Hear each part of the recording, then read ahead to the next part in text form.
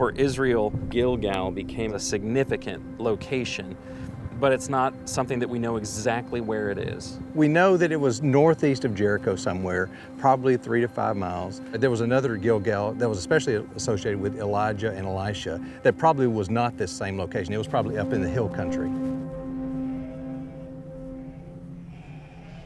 Among the things that they remember from this location is there was the original landing point. When they crossed the Jordan River, which sits about 2 to 3 miles to our east, this was where they camped for a long time. The word Gilgal literally means a circle of stones, and a lot of times those were used in religious practices. And some people speculate, since it was a place of circular stones, some place that was more of a sacrificial site, it makes sense that we might not have as much to find.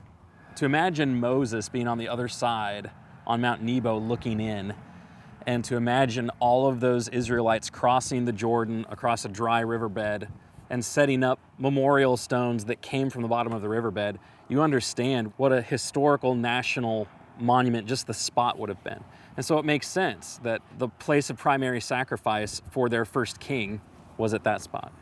Samuel would rotate between Ramah and Mizpah and Bethel and Gilgal as he did his yearly duties. Saul was told by Samuel that there was going to come a time in which he was going to need to meet him here and to wait on him so that Samuel could offer sacrifice. Saul waited and waited and waited, and when Samuel didn't come quick enough for Saul, he went ahead and offered a sacrifice. At that sacrifice, Samuel proclaimed something very strong against Saul. Samuel actually told Saul that he was going to take the kingdom away from his family and he was going to look for a man after God's own heart. I think there are personal lessons that we can all learn from Saul and the mistakes that he made, where we get ahead of God, whether out of fear or desperation, we don't wait. And so we act out on our own and try to solve our problems in ways other than what God has instructed. Later in Saul's life, Samuel had given him the instruction to utterly destroy the Amalekites. When Samuel arrived here at Gilgal, Saul had saved King Agag and a number of the best cattle. This did not sit well with Samuel. Well, he had disobeyed God's instruction, and he'd failed to finish the battle. And Samuel actually picks up a sword, and he's the one who kills King Agag at Gilgal on the spot. And it was at this point when Samuel and Saul parted ways. It mentions in the Bible that Samuel never saw Saul again. And it was a dramatic parting. I mean, when Samuel explained to him that the kingdom had been removed from him and that God was going to be looking for somebody else, Saul clung to him, tore his robe. Samuel used it as an object lesson. Just like you've torn my robe, God's torn the kingdom away from you. I think it's fitting when we're talking about Saul to come to a place like Gilgal where we're not exactly sure where it is, because there were some things that he did for the kingdom that were positive. He was the first national ruler. He was the first one to try to take the military out and to transition from the judges to a king. But in a lot of ways, his kingship was temporary.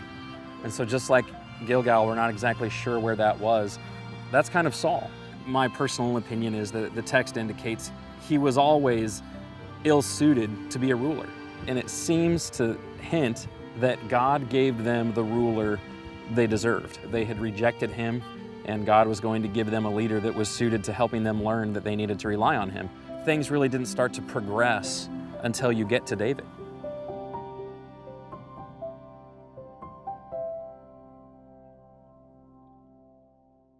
I'm Craig. And I'm Stu, and we're the founders of Appian Media.